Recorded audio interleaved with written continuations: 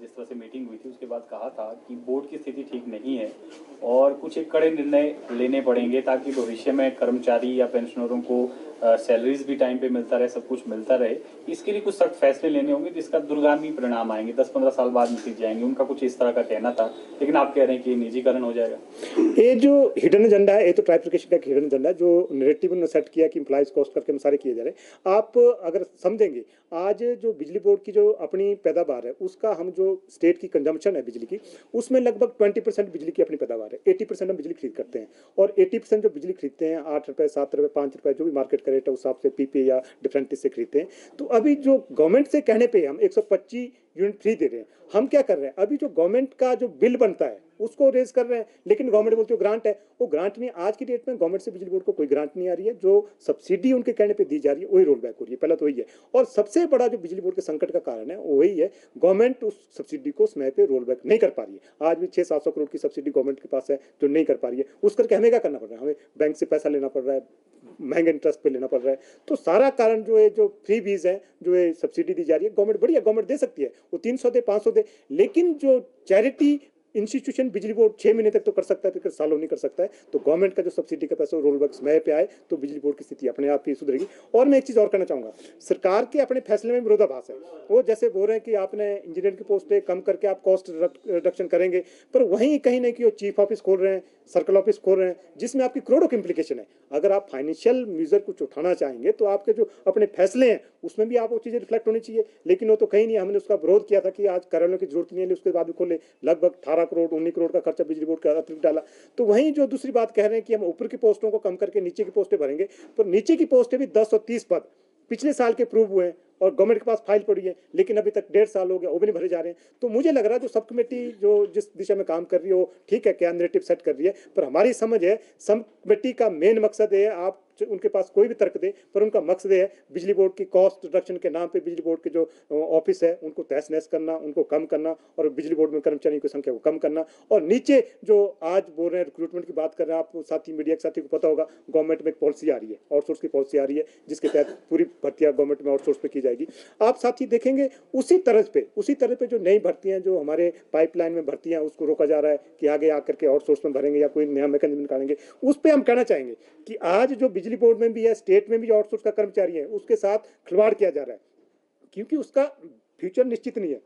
हम कहना चाहेंगे गवर्नमेंट अगर इसमें आगे जा रही है, कोई इस तरह की नीति ला रही है, तो उसमें जैसे कोई सर्टन, उसमें कोई ना कोई सर्टन होना चाहिए कि उसका फ्यूचर क्या होगा। जैसे डेली वेज पॉलिसी है कि 3 साल के बाद रेगुलर होंगे, कॉन्ट्रैक्ट की है कि 2 साल के बाद रेगुलर होंगे, उसी तरह की कोई पॉलिसी ला रही है। अगर उस पॉलिसी में कोई फ्यूचर होगा कि उनका फ्यूचर सिक्योर है, तो पॉलिसी को माना जा सकता है। लेकिन अगर जिस तरह की आउटसोर्स की प्रैक्टिस आज है कि आप हायर एंड पार 6 साल के लिए आप सेवा दो, उसके बाद आपको भर भेजा जाएगा, उसका हम विरोध करेंगे, बिजली बोर्ड के कर्मचारी विरोध करेंगे। और मुझे लग रहा है एज ए संयुक्त कर्मचारी महासंघ में उसका महासचिव हूँ, उस फ्रंट पे मैं इसका विरोध करेंगे जिस पॉलिसी में गवर्नमेंट आगे बढ़ रही है।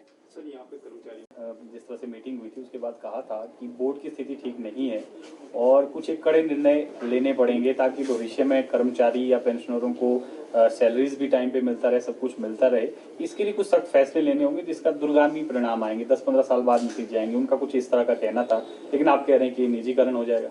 ये जो हिडन एजेंडा है, ये तो ट्राइफिकेशन का हिडन एजेंडा है जो नैरेटिव ने सेट किया कि एम्प्लॉइज कॉस्ट करके हम सारे किए जा रहे हैं। आप अगर समझेंगे, आज जो बिजली बोर्ड की जो अपनी पैदावार है उसका हम जो स्टेट की कंजम्पशन है बिजली की, उसमें लगभग 20% बिजली की अपनी पैदावार है। 80% हम बिजली खरीद करते हैं और 80% जो बिजली खरीदते हैं 8 रुपये, 7 रुपये, 5 रुपये जो भी मार्केट का रेट है उस हिसाब से पीपी या डिफरेंट से खरीदते हैं। तो अभी जो गवर्नमेंट से कहने पे हम 125 यूनिट फ्री दे रहे हैं। हम क्या कर रहे हैं, अभी जो गवर्नमेंट का जो बिल बनता है उसको रेज कर रहे हैं, लेकिन गवर्नमेंट बोलती है ग्रांट है। वो ग्रांट नहीं, आज की डेट में गवर्नमेंट से बिजली बोर्ड को कोई ग्रांट नहीं आ रही है। जो सब्सिडी उनके कहने पे दी जा रही है वही रोल बैक हो रही है। पहला तो वही है। और सबसे बड़ा जो बिजली बोर्ड के संकट का कारण है वो वही है, गवर्नमेंट उस सब्सिडी को समय पे रोल बैक नहीं कर पा रही है। आज भी 600-700 करोड़ की सब्सिडी गवर्नमेंट के पास है जो नहीं कर पा रही है। उस करके हमें क्या करना पड़ रहा है, हमें बैंक से पैसा लेना पड़ रहा है, महंगे इंटरेस्ट पे लेना पड़ रहा है। तो सारा कारण जो है, जो फ्री बीज है, जो है सब्सिडी दी जा रही है, गवर्नमेंट बढ़िया गवर्नमेंट दे सकती है, वो 300 दे, 500 दे, लेकिन जो चैरिटी इंस्टीट्यूशन बिजली बोर्ड 6 महीने तक तो कर सकता है, फिर सालों नहीं कर सकता है। तो गवर्नमेंट का जो सब्सिडी का पैसा रोल बैक समय पे आए तो बिजली बोर्ड की स्थिति अपने आप ही सुधरेगी। और मैं एक चीज़ और कहना चाहूँगा, सरकार के अपने फैसले में विरोधाभास है। वो जैसे बोल रहे हैं कि आपने इंजीनियर की पोस्टें कम करके आप कॉस्ट रिडक्शन करेंगे, पर वहीं कहीं ना कहीं चीफ ऑफिस खोल रहे हैं, सर्कल ऑफिस खोल रहे हैं, जिसमें आपकी करोड़ों की इंप्लीकेशन है। अगर आप फाइनेंशियल मेजर कुछ उठाना चाहेंगे तो आपके जो अपने फैसले हैं उसमें भी आप वो चीज़ें रिफ्लेक्ट होनी चाहिए, लेकिन वो तो कहीं नहीं। हमने उसका विरोध किया था कि आज कार्यालयों की जरूरत नहीं है, उसके बाद भी खोले, लगभग 18 करोड़ 19 करोड़ का खर्चा बिजली बोर्ड का अतिरिक्त डाला। तो वहीं जो दूसरी बात कह रहे हैं कि हम ऊपर की पोस्टों को कम करके नीचे की पोस्टें भरेंगे, पर नीचे की पोस्टें भी 10 और 30 पद पिछले साल के प्रूव हुए हैं और गवर्नमेंट के पास फाइल पड़ी है, लेकिन अभी तक 1.5 साल हो गया, वो भी नहीं भरे जा रहे हैं। तो मुझे लग रहा है जो सब कमेटी जो जिस दिशा में काम कर रही है वो ठीक है, क्या नैरेटिव सेट कर रही है, पर हमारी समझ है सब कमेटी का मेन मकसद है, आप उनके पास कोई भी तर्क दे, पर उनका मकसद है बिजली बोर्ड की कॉस्ट रिडक्शन के नाम पे बिजली बोर्ड के जो ऑफिस है उनको तहस नहस करना, उनको कम करना, और बिजली बोर्ड में कर्मचारियों की संख्या को कम करना। और नीचे जो आज बोल रहे हैं रिक्रूटमेंट की बात कर रहे हैं, आप साथी मीडिया के साथी को पता होगा, गवर्नमेंट में एक पॉलिसी आ रही है, आउटसोर्स की पॉलिसी आ रही है, जिसके तहत पूरी भर्तियां गवर्नमेंट में आउटसोर्स पे की जाएगी। आप साथी देखेंगे उसी तरह पे जो नई भर्तियां जो हमारे पाइपलाइन में भर्तियां उसको रोका जा रहा है कि आगे आकर के आउटसोर्स में भरेंगे या कोई नया मैकेनिज्म निकालेंगे। उस पर हम कहना चाहेंगे कि आज जो बिजली बोर्ड में भी है, स्टेट में भी जो आउटसोर्स का कर्मचारी है, उसके साथ खिलवाड़ किया जा रहा है, क्योंकि उसका फ्यूचर निश्चित नहीं है। हम कहना चाहेंगे गवर्नमेंट अगर इसमें आगे जा रही है, कोई इस तरह की नीति ला रही है, तो उसमें जैसे कोई सर्टन, उसमें कोई ना कोई सर्टन होना चाहिए कि उसका फ्यूचर क्या होगा। जैसे डेली वेज पॉलिसी है कि 3 साल के बाद रेगुलर होंगे, कॉन्ट्रैक्ट की है कि 2 साल के बाद रेगुलर होंगे, उसी तरह की कोई पॉलिसी ला रही है। अगर उस पॉलिसी में कोई फ्यूचर होगा कि उनका फ्यूचर सिक्योर है, तो पॉलिसी को माना जा सकता है। लेकिन अगर जिस तरह की आउटसोर्स की प्रैक्टिस आज है कि आप हायर एंड पार 6 साल के लिए आप सेवा दो, उसके बाद आपको भर भेजा जाएगा, उसका हम विरोध करेंगे, बिजली बोर्ड के कर्मचारी विरोध करेंगे। और मुझे लग रहा है एज ए संयुक्त कर्मचारी महासंघ में उसका महासचिव हूँ, उस फ्रंट पे मैं इसका विरोध करेंगे जिस पॉलिसी में गवर्नमेंट आगे बढ़ रही है। एक चीज देखेंगे, जो 2 इशू तो हमारे है ही है, जो ये आपका 51 पोस्ट है, ड्राइवर की पोस्ट है, और आपका ओपीएस है, जो इंपॉर्टेंट इशूज हैं। बाकी कुछ फाइनेंशियल क्लेम्स हैं। लेकिन एक चीज आप समझेंगे, अगर ये ढांचा नहीं रहा, मेरा परिवार नहीं रहा, तो मेरे लिए तो सब चीज़ें खत्म है। फिर तो आपका ओपीएस भी खत्म है, मेरे फाइनेंशियल बेनिफिट भी कम है। तो जब ढांचे पे ही प्रश्न आ गया, तो उसके लिए तो बिजली बोर्ड का कर्मचारी अभियंता किसी तक भी जा सकता है, मतलब ब्लैकआउट तक भी जा सकता है। यस। उसमें तो अगर सरकार इस पर पुनर्विचार नहीं करती है, सरकार हमें आश्वस्त नहीं करेगी कि हम इसमें अनबंडलिंग नहीं करेंगे, इसमें आगे नहीं बढ़ रहे हैं, अगर सरकार ऐसा नहीं बोलेगी तो हम किसी भी हद तक आगे जा सकते हो, ब्लैकआउट हो या कोई और एक्शन हो, लेकिन उसमें बिजली कर्मचारी संदिग्ध से तैयारी करेगा। क्योंकि कई दौर की वार्ता हुई है आपकी ओपीएस को लेकर ही अगर बात कर लें, काफ़ी कर्मचारी हैं जिनको अभी लाभ नहीं मिल पाया, 2 सालें अब सरकार को होने वाली है, वार्ता कई बार हो चुकी है, 28 से आपने ऐलान कर दिया है, कहीं ऐसा तो नहीं है फिर से जो है आप लोग पीछे हट जाएं? क्योंकि बीते साल भी इस तरह का आंदोलन किया था, कई दिन तक प्रदर्शन चले थे, फिर वार्ता हुई, वार्ता के बाद सब ठंडे बस्ते में चल गया। तो अभी क्या है, फुल एंड फाइनल है आपका आंदोलन, आगे बढ़ेगा जब तक ये इशू सॉल्व नहीं होता? इसमें अभी तो जो ज्वाइंट फ्रंट का फैसला बड़ा क्लियर है, और मुझे लग रहा है आप साथी जानेंगे, ओपीएस को गवर्नमेंट ढाल बना रही है। ओपीएस को ढाल बनाते हुए उसके पीछे बैकग्राउंड में बहुत सारी चीजें चलाई जा रही है।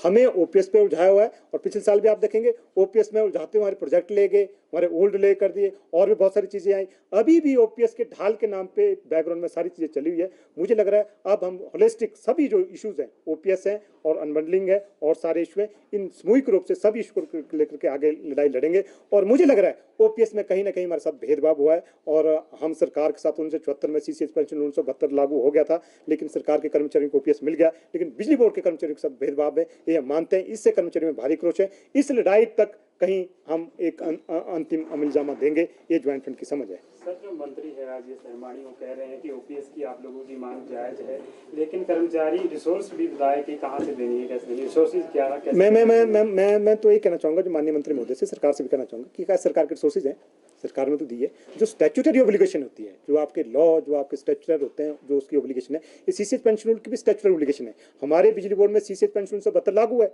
तो 1972 लागू है, उसकी अमेंडमेंट तो लागू करनी पड़ेगी आपको। उसमें थोड़ी देखा जाता कि आज हमारी पेंशन आपकी 1200-1300 करोड़ की है, क्या आप बोलेंगे जी नहीं पेंशन देनी है? जो स्टैट्यूट में प्रोविजन है उसके लिए आपको फाइनेंशियल फंड्स, आपको आपकी जिम्मेदारी आपको अरेंज करने हैं। जैसे गवर्नमेंट में फाइनेंशियल क्राइसिस है, फिर भी ओपीएस वहाँ आया, यहाँ भी अगर फाइनेंशियल क्राइसिस है तो आएगा। मोटे तौर पे तो हम ये कहना चाहेंगे, अगर ओपीएस आज की डेट में बिजली बोर्ड में लागू की जाती है, इसमें अभी जो खर्चा है, इम्प्लीकेशन है, पर एनम की इम्प्लीकेशन है, वो 9 करोड़ की है।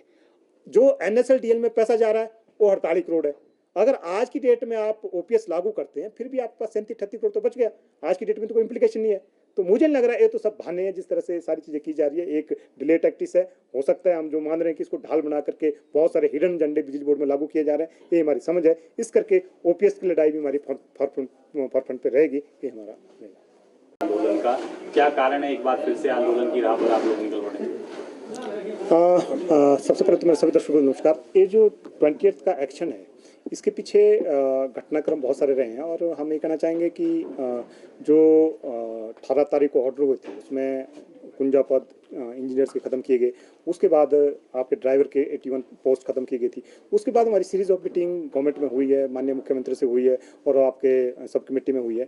पर हमें कहीं लगा, जो हमारी बैठक हुई सब कमेटी से हुई, तो कहीं ना कहीं हमें लगा कि गवर्नमेंट ने एक डेलिब्रेट मूव बनाया है कि बिजली बोर्ड के बहुत सारे पदों को खत्म करना है और बिजली बोर्ड के ढांचे को और स्विच करना है। तो कहीं ना कहीं उस करके कर्मचारियों में भारी क्रोश है, अभियंता में क्रोश है। इस करके हमें फैसला लेना पड़ा कि 28 को पूरे हिमाचल प्रदेश में प्रदर्शन करेंगे। हम ये कहना चाहेंगे कि इसमें जो आपका 2 इशू जो पहले थे, जिसमें आपका ड्राइवर का और साथ में पोस्ट स्टैब्लिश करने का साथ, इसके साथ साथ ओपीएस भी आप जानते हो कि ओपीएस बिजली बोर्ड में काफ़ी सालों से पेंडिंग है और पूरे स्टेट में जितने कर्मचारी हैं वो एनपीएस के कर्मचारी को ओपीएस में उनको ओपीएस मिल गया है, लेकिन बिजली बोर्ड का लगभग 6100 कर्मचारी उस ओपीएस से वंचित है। वो भी एक कारण है, उससे भी कर्मचारी में क्रोश है। दूसरी एक नई डेवलपमेंट हुई है जो सरकार की सब कमेटी में भी सामने आई और कल एक रेगुलेटर में जो मीटिंग थी उसमें भी ये चीज़ आई है कि बिजली बोर्ड को पुनर्गठन की तैयारियां की जा रही है। बिजली बोर्ड को आप समझेंगे सही भाषा में, बिजली बोर्ड को 3 भागों में बांटने की तैयारियां की जा रही है, जिससे कर्मचारियों में भारी क्रोश आया। और कल और आज जो आपने देख रहे हैं मीटिंग में जो कर्मचारी हैं किस तरह का उनका क्रोश था।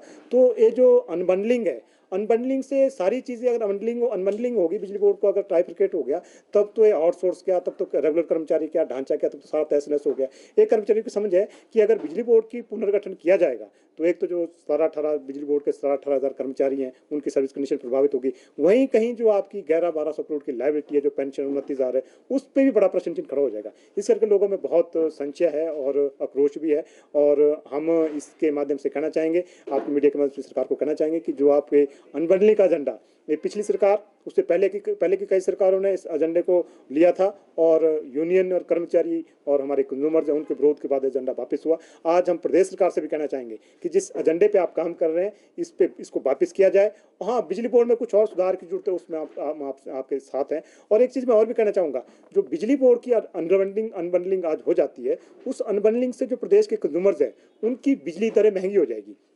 आज हमारा जनरेशन विंग है जो 560-80 मेगावाट का जनरेशन विंग है, आज उसकी जो कॉस्ट है नीचे, वो टैरिफ में 1 रुपये 50 पैसे या 1 रुपये के इर्द गिर्द चार्ज हो रही है। लेकिन अगर हमारे जनरेशन जो पावर हाउसेज हैं दूसरी कॉर्पोरेशन के पास चले जाएंगे तो उनसे हमें बिजली फिर महंगी दरों में खरीदनी पड़ेगी। तो अल्टीमेटली 3 रुपये 4 रुपये के साथ बिजली आएगी, वो भी टैरिफ में जाएगा। इसके साथ साथ जो आपके बिलिंग चार्जेस, जैसे आपकी ट्रांसमिशन लाइन गई है, यहाँ से हमारे से ट्रांसमिशन लाइन पहले भी गई है, उस पर हम बिलिंग चार्जेस दे रहे हैं। अगर अभी का ढांचा ट्रांसमिशन लाइन का किसी कॉर्पोरेशन को जाता है तो उस ढांचे में भी वो कॉर्पोरेशन बिलिंग चार्जेस क्लेम करेंगे, तो सारी कॉस्ट कहीं ना कहीं जो प्रदेश के कंज्यूमर है उसके टैरिफ में पास थ्रू होगी। और हमें मोटे तौर से टेंटेटिव देखें कि अगर आज जो टैरिफ है उस टैरिफ में कई गुना इजाफा होगा, इससे जो प्रदेश के कंज्यूमर्स हैं उनको भी अतिरिक्त बोझ पड़ेगा। तो इस करके हम जो अनबंडलिंग की दिशा में रेगुलेटर और अनबंडलिंग की दिशा में जो प्रदेश सरकार आगे बढ़ रही है, इस पर तुरंत विराम लगाया जाए, ये ज्वाइंट फ्रंट की समझ और मांग है। मैं हीरालाल वर्मा, मैं को convener HPSC employees engineer joint front और महासचिव एचपीएससी एम्प्लॉयज यूनियन। देश दुनिया की हर खबर सबसे पहले देखने के लिए फॉलो करें Dainik Savera TV, YouTube, Facebook, Instagram, X और व्हाट्सएप चैनल पर।